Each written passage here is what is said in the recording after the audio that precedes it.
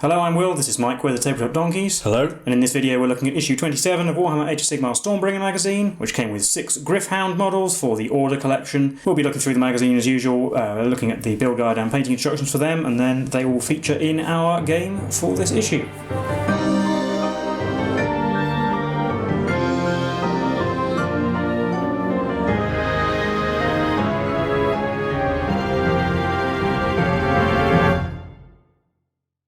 Look through the magazine first. We start off by learning about the Arcanum Optima. We learned about the Necroquake in a previous issue, that great thing caused by Nagash's ritual, but it also had the side effect of basically enhancing all the magic of the realms due to all the great energies unleashed, which, among other things, caused various spells to not dissipate but actually to continue to exist in what became known as endless spells that ended up roaming around the realms causing havoc. It also broke open some storm vaults, which we'll see on the next page. These are great repositories that Sigmar had either sealed treasures in, or in some cases dangerous things that didn't want anyone else to let out, and sealed them behind powerful magic, but the Necroquake caused some of these to be broken open, which had predictable consequences. And we have the second part of the Venom short story about Killer Boss Golmrog City Eater, who has been put into a bit of a bind by losing a bet to Swamp Boss Scumdrek, and now he has to be very cunning to get himself out of it. It continues over the page. You can pause and read that if you'd like to. But now we learn about Gryph-hounds, as we got in this issue. These are sort of a cross between a dog and a bird, essentially, but the Stormcast use them as loyal companions. They sometimes fight in packs or accompany Stormcast heroes, acting as bodyguards and warning them of danger. And as usual, there's some tables to roll on for names and traits and so forth, and some deeds you can record. And then their build guide. They're very straightforward to put together. Each one is only 4 pieces. And you'll essentially get the same sprue twice with this issue, so you get 2 copies of each model. Except that one of them you can build as an alpha, the pack leader, which has a different head. And it does recommend you do that, so you have a pack leader. And then the painting guide. Well, you can see their finished painting here, and then we'll see how to do it. So it gives a guide for both orange and grey Gryph-hounds. The orange ones are over a Wraithbone undercoat using Gryph-hound orange, and then dry brushing them all over with Wraithbone. Then you can paint their manes different colours. There's a few suggestions here just to distinguish them from each other. And then with the Gryph-charger grey ones, using Gryph-charger grey instead. Painting their manes, but this time perhaps with some darker colours, or some cooler colours. And then just a bit of black and gold for their harnesses and claws. And there they are, finished up to this point. So that's it for our issue content. I'll hand you over to Mike now, who'll be introducing some more of the core rules and the rules for the Gryph-hounds before taking us into our game. So we have some more of the core rules in this issue. This is going over the attacking and the sort of sequence to make attacks. So this is all pretty similar to what we've seen up to this point. Nothing too noteworthy on this page. Just formally going over the process of picking targets. What you do for shooting or melee attacks is worth noting that you have to make melee attacks if you're able to do so, and a few other things like if you have multiple models in the same unit attacking with the same weapon against the same target, you can just combine them all to speed things up. And then the actual attack sequence, again, this is pretty much the same as we have until this point. Things to note are that you cannot modify hit rolls by more than +1 or -1. Wound rolling is the same as before. Save rolls cannot be modified by more than +1, but can be modified by more than -1, otherwise Rend wouldn't work. And then we have 2 new command abilities that are used as a result of attacks. So you have All Out Attack. When you use that command ability, you can pick a friendly unit when they are about to shoot or fight in the combat phase. That unit gets +1 to their hit rolls. And then All Out Defense, which is when a unit is the target of an attack in the shooting or combat phase, that unit gets +1 to their save rolls phase. And here we can see examples of both of those command abilities. So you can see the Hobgrots getting +1 to their hit rolls with their grenades, and then down the bottom, the Killer Boss getting +1 to his save rolls when fighting against those 2 Stormcast heroes. Although it is worth noting that things like the mortal wounds from the poisoned weapons and the Stormstar Arsenal from the Vindictors, that still only happens on an unmodified roll of 6, so getting +1 to hit rolls doesn't trigger that.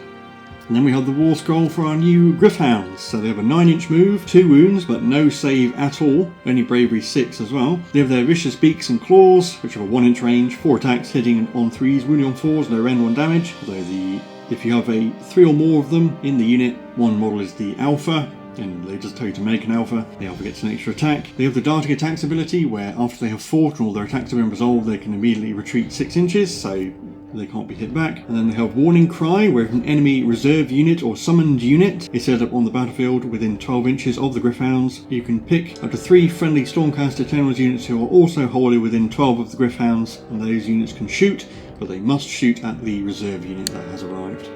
And here you can see examples of both of those abilities. So you can see darting attacks, the Gryph-hounds have attacked the Slogoth and then are getting out of the way so they don't get attacked. And then Warning Cry, you can see a Fanatic has popped out of a unit of Grots. The Lord Aquila, the Lord Imperator and the Chariot all get to shoot at it before it can do anything. Poor little Grot. And today they've got the background for today's game, Thunder Run. So after the massive assault in the previous game, which the Stormcast were successful in, they've apparently now out of position and risk losing in the grand scheme of things, as the Cruel Boys and the Forces of Destruction are pouncing on these scattered forces, and so both sides have reinforcements streaming in. So to begin with, the Alliance of Order have the Lord Aquila, the Stormstrike Chariot and the Gryph-hounds, while the Alliance of Destruction have the Loon Boss, Manok de Cunning and de Cunning Crew and the Marshal of Slogoth. We have our battle map. We have both battle maps set out. We have 3 pieces of the Primal Lair terrain spread out along the diagonal opposite the deployment zones, and then we have each side's territory, destruction in the bottom left and order in the top right. It goes over the process of releasing the terrain. We don't actually use any of the other pieces of the Primal Lair terrain. And this is important because each piece of Primal Lair is important at the end of the game. After 5 battle rounds, we count the number of models from each army within 3 inches of each piece of Primal Lair, and whoever has the most controls it. And if either player has more models than the other within 3, then no one controls that Primal Lair terrain piece, and whoever controls the most terrain wins at the end of the game. You may have noticed I said to begin with early on, because we have the Scattered Forces special rule in play, where at the end of their turn a player may set up a unit from their collection anywhere within 6 inches of the table edge and more than 9 inches from any enemy units. But you can only set up a unit if it has not been slain previously in the battle. So we'll get our starting forces set up and the war set up and get straight into it. Well, here we are. You can see we've got our 3 Primal Air terrain pieces. The ones pictured were the crystal, the bigger skeleton and the skull on a little pile. Go with my deployment first. You can see it's not terribly exciting. I've Slogoth in the middle, flanked by the Loon Boss and the Cunning Crew with Manok just behind them. And then for my deployment in the opposite corner, I've got the Gryph-hounds up front because they're the slowest, and the Chariot behind them. Another admin before we roll off. Manok will be my general for this game. Yeah, and mine will be the Lord Aquila. And we'll be rolling off for the first turn. I'll make destruction go first. So because Manok's my general, I can get another dirty trick on 4+, or 5+, I get it. So I get both the dirty tricks. So I get Noisy Racket, which is the one I'd pick anyway, and then I can potentially have units covered in mud. I guess the Cunning Crew will be covered in mud. I've only got 1, as we head into destruction turn 1. Heroic actions. I guess I'll do heroic leadership with the Loon Boss, who doesn't get one. And I'll try and do it with Lord Aquila, who does get one. Well, that's going to happen in my turns. We're just going to move up at normal speed, no running here. The train pieces only matter at the end of the game, so there's no rush. And if we get too far forward, probably get run over by the Chariot. That'll be it. Well, I get to bring in a unit before we head into Stormcast turn 1. So I'm just going to bring in the Gut Rippers down here, 6 inches on from the board edge. Start forming a battle line. So, not going to show the heroic actions. I did the heroic leadership with the Loon Boss again. He got one. The Lord Aquila did it as well and didn't get one. So he swapped the command point over. And then for my movement, the Lord Aquila rode the Winds Etheric. Thought I'll use that just to show it off as much as anything else. So he's redeployed more than 9 inches away from anything, but he is in range to shoot the Slogoth. And the Gryph-hounds I used at the double, so they ran all the way to there. And the Chariot moved up normally, so it can shoot, which it will do. I think we'll start with that at the Slogoth. So I'm going to use all-out defence on the Slogoth, so it gets +1 to its saves for the rest of the turn, rest of the phase. And then 2 shots with the bow, which hit on 3s. They both hit. They wound on 4s though because of Noisy Racket. Noisy Racket. Oh, they wounded anyway. So it's -1 rend, but I got +1 save, so 4 pluses. Made them both. And then the Lord Aquila is going to use all-out attack on himself to give himself +1 to hit with his shooting attacks. So he has 4 shots to hit on 2s now. Shooting at the Slogoth still. Oh, he's shooting at the Slogoth. Anything in range? No, he still managed to roll 2 1s, so it made literally no difference. And he also wounds on 4s for the same reason. No. And then at the end of my turn, I have brought in Xandar's Truth Seekers down in the bottom right corner to go and contest that objective. So now we're rolling off for priority battle round 2. So it's a draw. The Stormcast had priority in the previous turn, so it's the Stormcast who have priority this turn. And I think I will go first again. So we're into Stormcast turn 2. Show heroic actions, this might be important. I'll do heroic leadership with the Loom Boss again. Nope. And I'll do it with the Lord of Quillor again. Nope. The main reason for going first was so I can move and block off a bit more of the board to stop destruction units coming in behind me. So the Lord of Quillor's just moved to the other side of the terrain piece over there. The Chariot's going to stay pretty much where it is. Truth Seekers have moved up to their terrain piece over there. And finally the Gryph-hounds have moved forward towards the Sloggoth. So we're going to shoot, do the Lord of Quillor again, shooting at the Sloggoth again. Yeah, I'm going to use all-out defense again, and I'll issue it with the Loom Boss. So 3s. Again on 3s. Wounds this time. -1 rend, but +1 for all-out defense, so 4s.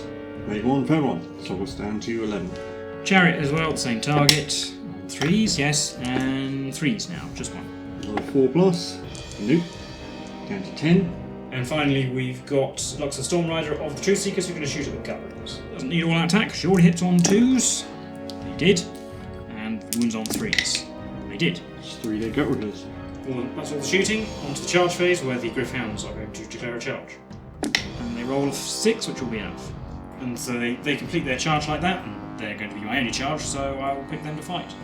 So they get themselves all within an inch of the Sloggoth, and they're going to put all their attacks on me. Yeah, and you know what, we'll issue all-out defense again.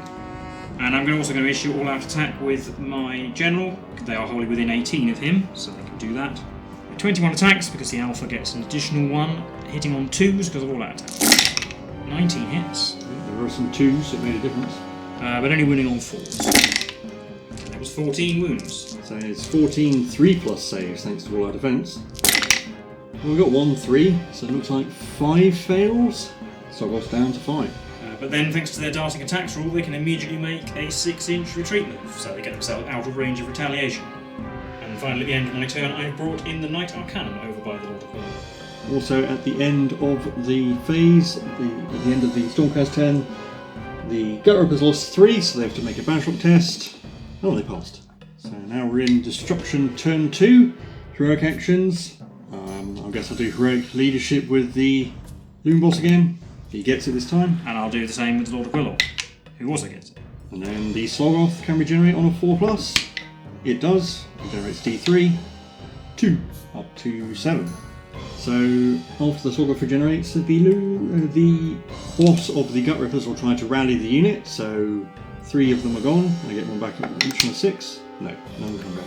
So I've moved the Loom Boss towards the Gryph-hounds, and the Sloggoth has moved around a bit to get towards the Lord of Quillor. But following that, he's going to redeploy, and he'll use his personal command point for that, which is 3. And then the rest of my movement, Manok, Ducunnan and the Ducunnan crew are moving up behind the Sloggoth, with the Gut-Rippers are moving up behind the Loom Boss. And no shooting, so the charge phase, the Loom Boss will charge. He's in with a 7, and you know what, the Sloggoth will charge as well. Definitely in with a 10. So it gets in like that. But I'm going to pick the Loom Boss. That's all my charges. I'm going to pick the Loom Boss to fight first. And he's going to issue all-out attack to himself with his heroic leadership command point.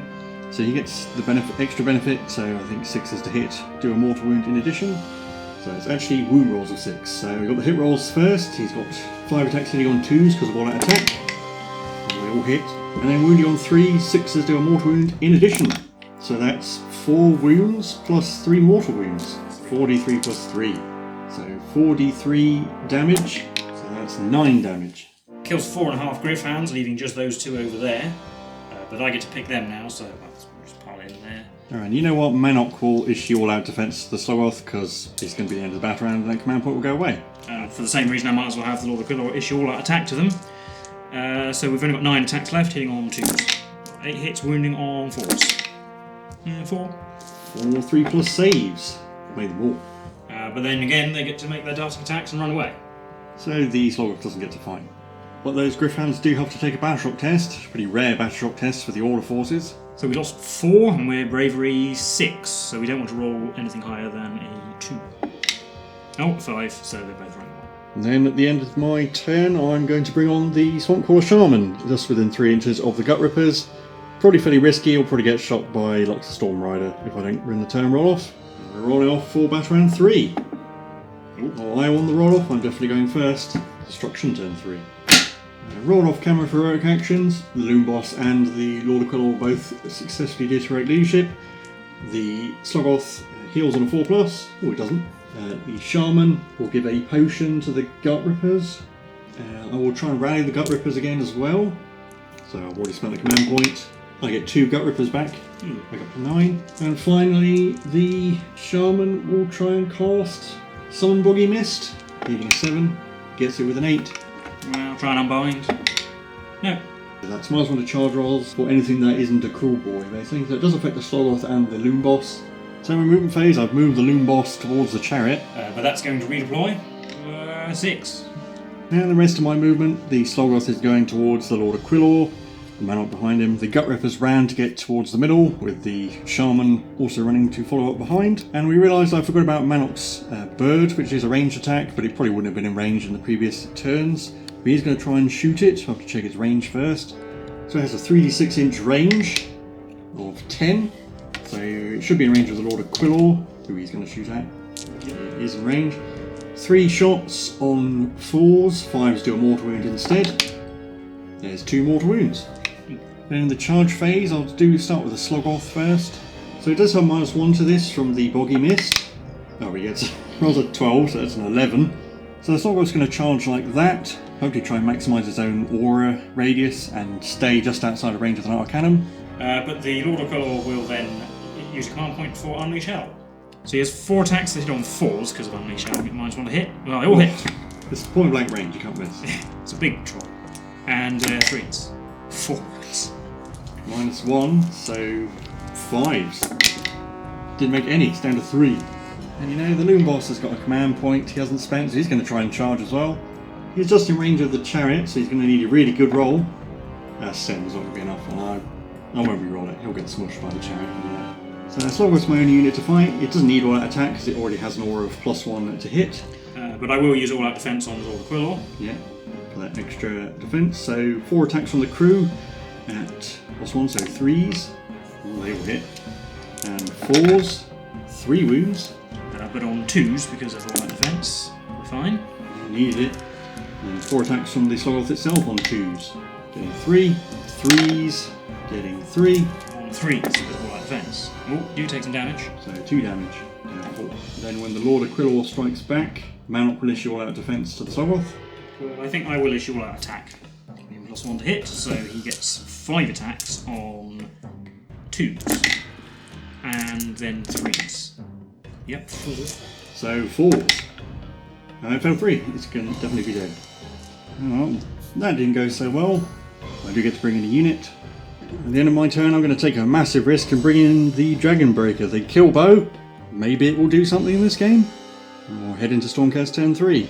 I'm going to try and do heroic recovery on Lord of Quillor this time, so he has to roll equal to or under his bravery, which he does on a 3, so he regains D3 wounds. 1. Then I'll just do heroic leadership with the Loom Boss again. And you got it back. Then I will try and cast Arcane Bolt. Needing a 5. Getting it with a 6. Try and unbind with the Shaman. No. It's only in range of the Manok on the Cunning crew, so we'll put it on the Cunning crew, I think. They take 2 wounds. Oh no, Shank.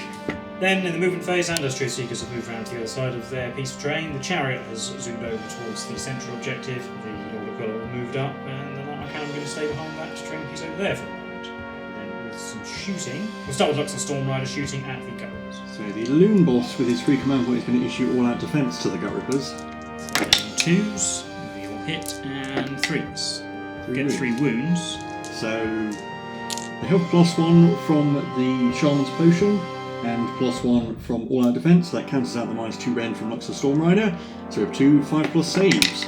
Sorry, 3 5+ saves. Well, we failed them all, so 3 dead. Lord of Quillor next. So no point shooting at them because they've got great big. They've got a lot of save buffs now. So he's going to shoot the Cunning crew on 3s, 2 hits, and also 3s, 2 wounds. You've got a 5+ base, so 6+ save. No, that'll be geeky gone. And lastly, got the chariot. He will shoot at them as well. 3s, 1, and a 3, which is wounded. 6+ save. Yeah. On to the charge phase. I'll charge with the Lord of Quillor first. He gets a 5, which will get him somewhere. He'll finish there, but unfortunately I can't finish outside of 9 of the kill bow. So Manok will order it to unleash hell on the Lord of Quillor. So it has one shot that hits on a 3, 6s do mortal wounds instead. It hit. Can it wound? Yes. -2. So a 5+. Oh, man. Surviving that means that he's now wholly within 18 of the chariot, so I can re-roll its charge if I need to. It does have -1 because of the boggy mist. The Lord of Quillor does as well, but it didn't matter. So yeah, 5 or down to a 4 is definitely a fail, so I will spend my command point to re-roll that for the chariot. Another 4, so it's not going anywhere. So that means I've only got the Lord of Quillor to fight, and he's actually going to pile in the other direction and attack Manor. No command points left for anybody, so we're just hitting on 3s. Well, they all hit. And 3s, they all wound. Manok has a 4+ save base, so 5s. Failed them all. So some damage is going to be going to the Cunning Crew, I think. But first the Gryph Charger gets to attack as well. It hits twice, and it wounds on 3s. They wound as well. So there's a -2. Yes. 6s. Didn't make either of them, so there's 8 damage in total. So 8 damage, some of it's going over onto the Cunning Crew. I'll do these 5 at a time because there's 5 wounds left in that unit. So on a 1 it goes on Manok, 2 to 5 it goes onto the Cunning Crew, and a 6 is ignored. Well, we ignore 2, so Manok takes 1, 2 get ignored, and then Crookgrin dies. And finally Tough Skull has 3 wounds, and he lives with 1 wound. I'll do Manok's hitbacks first. He has 4 attacks, hitting on 3s, and 5+s do mortal wounds instead. So that's 2 hits and D3 mortal wounds. 2 hits, wound on 3s. Oh, neither do. So D3 mortal wounds to the Lord of Quillor, 3, down to 2. And Porker Tough Skull also has 4 attacks, hitting on 3s, 6s do mortal wounds. So only 2 hits, wounding on 3s. Oh, he failed to wound as well. Well, so that's it. All the combat. And Porker Tough Skull does have to make a bravery test. Now that Crookgrin's dead. I think they lost 2 this turn. He sticks around. Scratch that, all the other members of the Cunning Crew died this turn, so Porker Tough Skull runs away. Gut Rippers lost 3, so they can make a short test. Whoa. So they lose another 3, down to 4. And finally, at the end of my turn, I'll bring in 5 Vindictors, and they're all within 3 inches of that objective. And that's the end of the battle round, so we're rolling off for turn 4. Yeah. Well, I had priority last turns, so I win the tie. I guess I'll go first. Heroic actions, we'll do heroic leadership. No, we'll make it the Loom Boss's finest hour. And it's going to be the Lord of Quillor's finest hour as well. Also in the hero phase, the Gut Ripper boss will order his unit to rally. There are 7 dead at the moment, and none of them come back. And finally, the Stormcast Shaman will try and cast Arcane Bolt, needing 5, getting a 6. Try and bind, getting a set, 8. Now, my only movement is that the Stormcast Shaman is going to move, staying 9 inches away from the chariot so he can't redeploy. And I'll start shooting with Manok. His bird will definitely be in range of the Lord of Quillor. 3 shots on 4s, 5s do mortal wounds instead. It missed. And finally, the kill bow, it will shoot the Lord of Quillor as well. 2s to hit. It hit. 3s to wound. It rolled a 2 as usual. Only charge is going to be the Loom Boss. A 4, that's not going to be enough. You know what, I'll re-roll it. 7, that'll be enough to get into the chariot. So he finishes there, but I'm going to unleash hell on him with the chariot. Hitting on 4s, they both hit, and wounding on 3s, so just 1. 4+ save, made it. In the fight phase, I'm actually going to pick Manok to go first, try and kill the Lord of Quillor. But he will do all out defence. So 4 attacks on. Oh no. Wait, you've got red, yeah. So yeah, he'll do all out defence, which will be +1 to his save. He always gets +1 from his finest hour, but we've got rend to cope with, so this will help. Yeah. So 4 attacks on 3s, 5s do mortal wounds instead. 1 hit that wounds on a 3. It did. So with the rend and everything, we're going to be on a 3+. 3+. Oh, I failed. D3 damage. 2. Oh, he does die. Lord of Quillor goes down. The chariot goes to fight first then. So the axe, they all hit. And they wound on 3s, they will wound. 4+ because of finest hour. Failed 1. 6+ ward. Failed both. Goes down to 3. And the Gryph Chargers hit 5 times. And wound 3 times. Minus 2. So 5+s make 2. Ignore on a 6. No, down to 2. 5 attacks on the Loom Boss on 3s. Hitting 3. 3 hits, wounding on 2s. 2 wounds. With a 4+. Failed 1. 1 damage. So that's the state of the board. But I think I'm actually going to concede because I'm never going to shift Xandar's True Seekers. I don't really have any Gut Rippers left, and probably the Shaman will get shot to pieces. And the Bolt Boys aren't going to have enough time to do anything. And then the Hobgrots aren't going to do anything either. And now there's a Killer Boss. Yeah, and I'll happily concede I'll happily give up the central objective to hold 2, which at the moment I do, and it's just unlikely we're going to take either of those with 1 turn left. Yep, so we'll call that an order victory. Recap that game for you now. That was the game for issue 27 of Warhammer Age of Sigmar Stormbringer magazine. How do you think that went? Well, obviously it went fairly well. I kind of mostly went my way. I did roll reasonably well with most of my attacks and stuff, but I think it also helped that my army starting on the board was a lot faster than yours, so I was able to spread out and take things and just have the chariot hanging around, for example, as a threat. And then also being able to bring in whatever unit I wanted, like the Truth Seekers, who were really good. Yeah, you just bring in the Truth Seekers on one of the objectives, and it's going to take probably my entire army to shift them off it, especially now that you can give them all-out defence as well. Yes, for example, if you'd sent the Gut Rippers over there by themselves, they probably would have got beaten quite handily, and you need the numbers to stand on objectives, but you also need to group up to fight things. Well, you can just have Xandar's True Seekers of Lux and Stormrider pick things off fairly easily. Yeah, and I mean, with my sort of early game, I could set things on objectives in the corners and send the Gryph-hounds in to be annoying and just do some damage and get in the way, which they did quite well. Your heroes rolled reasonably poorly, and the Killbow did nothing. But even if that had gone better, I still think it was just sort of positioning a number of models. Problem is as well is that being able to put units in the corners meant that then you can't bring in units near them because they have to be more than 9 inches away. So by being able to secure the corners, I meant I had to force you to... Yeah, and being able to bring in 6 inches from any board edge as well. Yeah, I mean, you could theoretically come in behind my army, but I don't really know if that would have been any more useful than being near your own. Probably not. Pleased with what the Gryph-hounds did. If they're your only charge in a turn, they can charge in, attack, and then retreat again with no reprisal. So they did some wounds to the Slogoth by doing that. Yeah, and they're a cheap cannon foddery unit, which Stormcast, your regular Stormcast aren't. Yeah, and they're fast. They have quite a lot of attacks for the number of models they have. 4 each is not too bad. And yes, eventually they died horribly, but they'd sort of done their job at that point. And of course they also have the warning cry rule, which could have come in handy in this scenario if I hadn't sent them out front, because if you brought in a unit, that would have triggered. Let me shoot at them for free. But they have to come in within 12 inches of the Gryph-hounds, so they would have to be kind of out the front anyway. You have to have units near the Gryph-hounds as well. Although in a few issues you'll get a hero who is basically designed to use that ability. That could come up, I imagine, but it's probably not their primary use. It's just a useful thing to... Yeah, it might come in handy occasionally. It's probably more useful against certain armies that will do that. Fortunately, just the Orcs and Gloomspite Gits we have probably mainly only useful against fanatics turning up. It's the sort of thing where if the Gryph-hound unit had got mauled already and there are only 1 or 2 of them left, so they're not nearly as effective as they were in melee, then I'd be more inclined to keep them back near the shooting units to use that rule, I think. But as they start off as a big unit, I'm probably more likely to use them as a fast unit to get in the way or do some damage and then retreat again.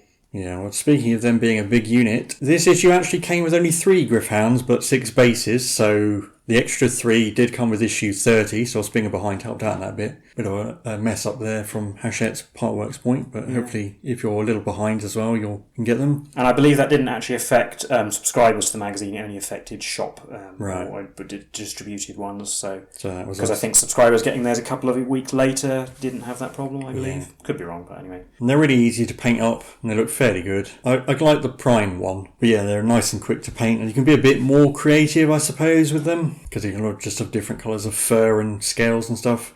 I don't think the ones they tell you to paint in the magazine... Well, the Gryph Charger grey ones look alright. The Gryph-hound orange ones don't really look that good. I think they're going for that sort of tiger pattern effect you sometimes see them painted as.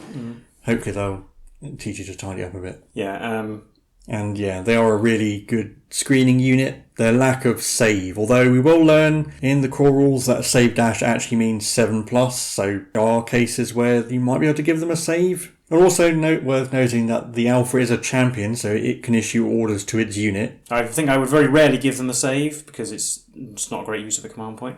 I'm just glad they don't have 3 wounds each anymore. Well, I suppose, speaking of uses for command points, though, we finally get all-out attack and all-out defence, which... Probably going to be using both of those a lot. Yeah, I mean, we've said in previous issues that we had too many command points to use on the command abilities we've been given at the time. But now we have these ones, you can see where they all go, and you quite often end up running out of command points in a battle round because you want to use those as often as possible, really. Like, probably, if you've got the command points for it, there's not really any reason not to use them certainly every fight phase, and often with shooting as well, because they're just very handy and applicable everywhere. Yeah, but otherwise, don't think there's too much more to say about this game or this issue. So as always, if you like this content, do leave a like and subscribe.